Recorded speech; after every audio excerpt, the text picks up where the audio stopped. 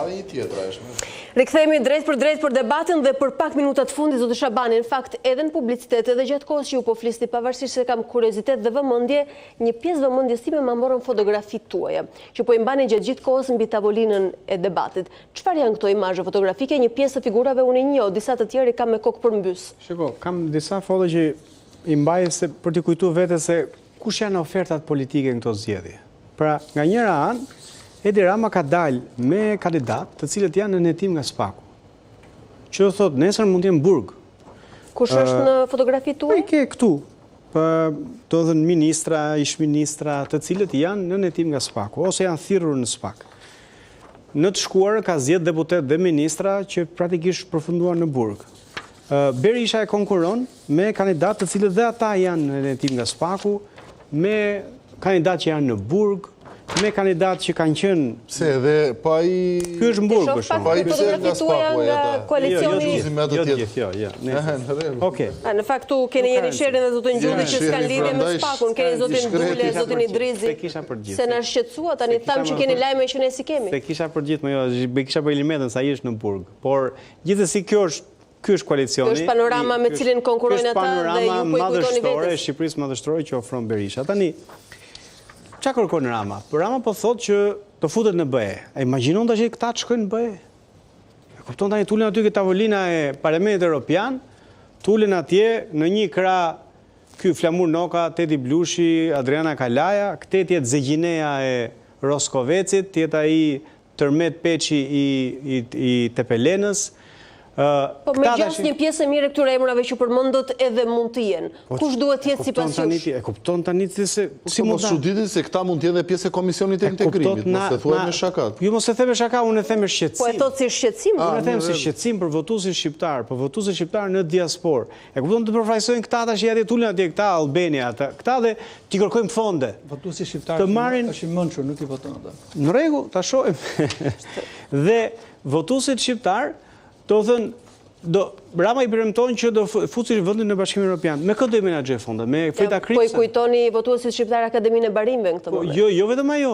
Frida Kripsen ne kemi çuar në Spak për fondet e AZBR-s. Fondet të cilat vinin nga Bashkimi Evropian, nga taksat e taksa paguesve evropian, vinin në Shqipëri për fermerin, vinin në Shqipëri për peshkatarët shqiptar dhe përfundonin ke grupet kriminale, përfundonin tek politikanët, tek gazetarë dhe analist, dhe ndërkohë këto para, të cilat praktikisht duhet kishin zhvilluar bujqësinë, konsoliduan dhe më tej korrupsionin. Dhe çfarë ndodhi? Bashkimi Evropian detyruar ndërpreu fondet. Këta do ja menaxhojnë fondet. Fermeri i cili është elektorat nesër do votojnë në 11 maj zotë. Ta do menaxhojnë fondet e BE-s. Apo pala përballë me Gjingjonin do menaxhojë fondet e BE-s. Më kupton, pra, ky është thelbi. Ajo që qytetari shqiptar voton në 11 maj është dhe kush do përfaqësojë ndërkombëtarisht, kush do përfaqësojë në BE.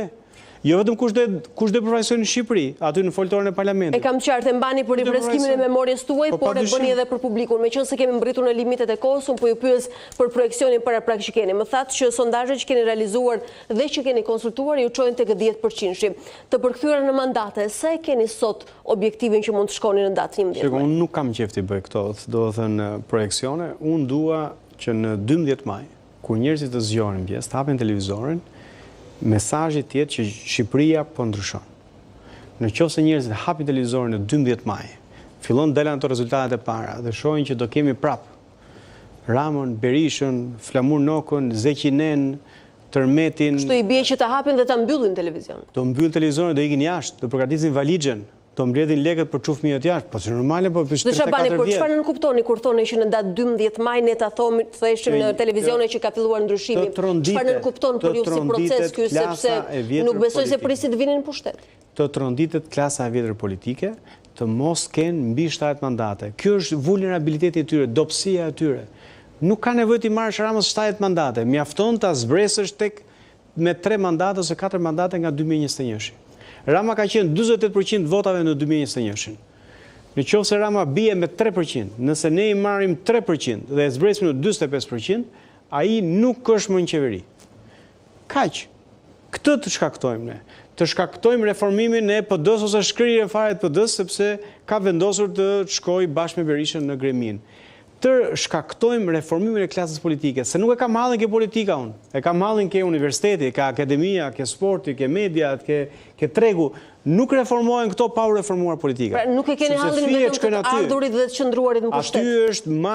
Aty është maja e Meri Mangës. Aty është koka e Meri Mangës. Ju mund të keni kohë fizike në dispozicion se jeni brez i ri dhe sigurisht që mund të investoni për politikën. Nuk pres Shqipëria.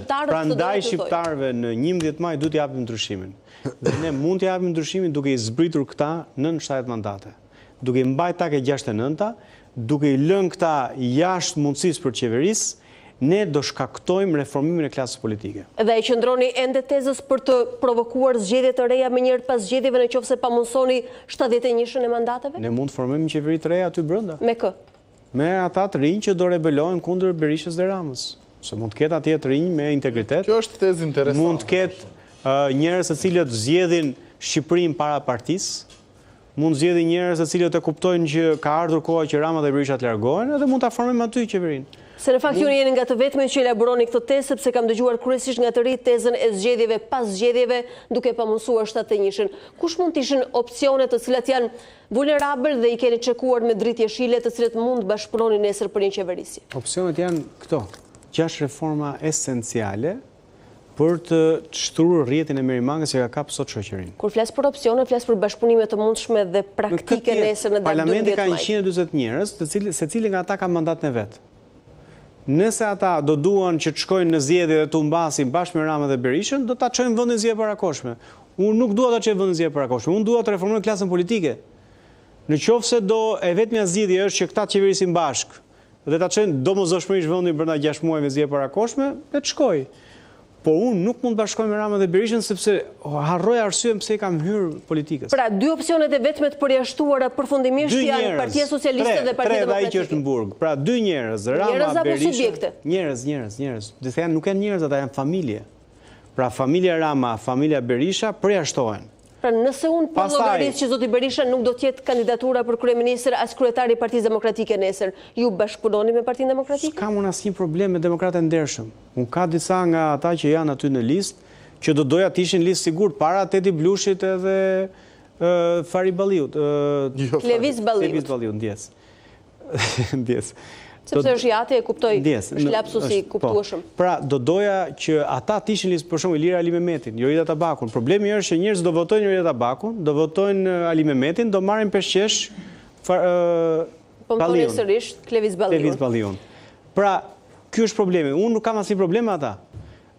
Ke PS-ja, ka të rinj të ndershëm, të cilët unë nuk e di pse kanë hyrë në atë parti, po ndoshta mund t'i thrasin mendje dhe të shkëputen nga Rama. Por thelbi është. Pra tua japin ju mandatin në këtë rast për bashkëqeverisje. Të krijojmë bashkë, s'ka nevojë të jem unë kryeministër, bashkohemi për të larguar klasën e vjetër politike. Nëse ata nuk shqirohen dot dhe nuk zgjedhin Shqipërinë përpara partisë, po ndoshta do shkojnë zgjedhje parakoshme. Jo prej nesh. Po nga pamundësia për të bashkëpunuar me njëri tjetrin. Gjithsesi dikush duhet të jetë kandidatura për kryeministër. Fjalitë e fundit zoti Dervishi, zoti Ilazaj. Si e lexua tezën e zotit Shabani? Tash fjalit. Ka një histori në Elbasan, në fakt, do shta shumë i ta them pasi ta mbyllim këtë 100 vjet përpara, që një lëvizje intelektualit e Elbasanit mërzitur nga dominimi i skenës politike nga Pasha dhe nga Beu, krijon lëvizjen thënë as me Pashën as me Beun. Po, as me Pashën. Kështu doni ta mbyllim me këtë fjali? Jo, do të kjo është si thua përpjekja e nismës Shqipëria bëhet. Por ajo çfarë do thosh kjo që këta ndoshta e ngjajnë pak atyre xhenierëve të IKMT-s që duan që të hapin ca brima dhe të çmontojnë sistemin. Dhe janë edhe në momentin e joshjes së elektoratit që okay, ne do të qeverisim nëse krijohet një shumicë pa Berishën dhe pa Ramën, që është shumë hipotetike. Do të thënë pyetja në fakt ose dy nën pyetje kanë të bëjnë me një gjë. Do të thënë para, nëse krijohet një mundësi për qeverisje që nuk e përjashtoi, cila do të ishte ajo çështje që do të imponohej. Do të thënë sepse s'mund të imponojë dot gjithë programin, se nuk i ka votat për të imponuar gjithë programin, por do të kishte një të vetme. Dhe nën pyetja është që përvoja në Parlamentin e Tiranës. Për çfarë e ka përgatitur në Parlamentin e Shqipërisë? Çfarë do ta impononit me prioritet zoti Shabani në pak sekonda? Po, ne duam, një nga çështjet që duam të çojmë në parlament është të krijojmë një gjykatë speciale për pronat. Duke marrë modelin e Britanisë, tribunal për pronat, e cila më në fund, mbas 35 vitesh, t'i japi drejtim në mënyrë urgjente për çështjes pronës, sepse Shqipëria nuk do bëhet dot kurrë antar e Bashkimit Evropian pa i dhënë zgjidhje këtij problemi. Që është plaga më e madhe e Shqipërisë praktikisht. Dhe siç kemi krijuar një gjykatë speciale për korrupsionin, që ka qenë një problem i madhor dhe i rëndësishëm, do duhet të krijojmë një gjykatë speciale për çështjen e pronës. Një tribunal për pronë dhe disa ide tjera që kemi për organizimin dhe zgjidhjen e këtij problemi. Sepse u shpërnda me 7501 u shpërnda prona e gjithë shqiptarëve për 6 muaj dhe kemi 34 vjet dhe nuk po e nxjerrim dot të gur nga lumi. Kjo do ishte një çështje e domosdoshme, e cila kërkon padyshim një shumicë të cilësuar në parlament, dhe unë besoj që duke krijuar një mbështetje popullore për këtë çështje, padyshim edhe nga parlamenti, do kishte shumë pak deputet që do votonin kundër. Pra është një imponim i pa kompromis, po themi, zoti Iliazaj? Padyshim. Unë mendoj këtë gjë që 11 maj ndoshta do shërbej si gozhda për të çpuar atë në anijen e madhe që do filloj dhe të fusi ujë pastaj. Mbytyja do jetë e gjatë, se dhe Titaniku mbyt për një kohë të gjatë, po. Jo, mbyt shpejt. Se mund të ndodhi që po zoti Iliazaj parashikon që procesi nuk do të jetë kaq i shpejt. Mbytet shumë shpejt. Unë nuk e parashikoj ndryshe nga zoti Shabani, nuk e parashikoj këtë proces të rinovimit të klasës politike kaq të shpejt. Por mendoj që po, 11 maj mund të shërbej për të bërë disa vërima anijes së madhe, nga e cilat filloj dhe të fusi ujë pastaj dhe të filloj mbytja. Po që nuk do të ndodhi, mendoj unë qofsha i gabuar në një kohë kaq të shpejtë. Për këtë do na duhet të presim ritakimin pas datës 11, ju uroj suksese dhe fushat të mbar. Ju falenderoj që ishit pjesë e debatit zoti Shabani. Të nderuar analistë, ju falenderoj për kontributin tuaj. Të nderuar shikues, edhe sonte ju falenderoj për vëmendjen e treguar. Ndajemi bashkë për të ritakuar nesër me debat në orën 20:30 minuta. Deri atëherë nga unë Alba Lishani, natën e mirë.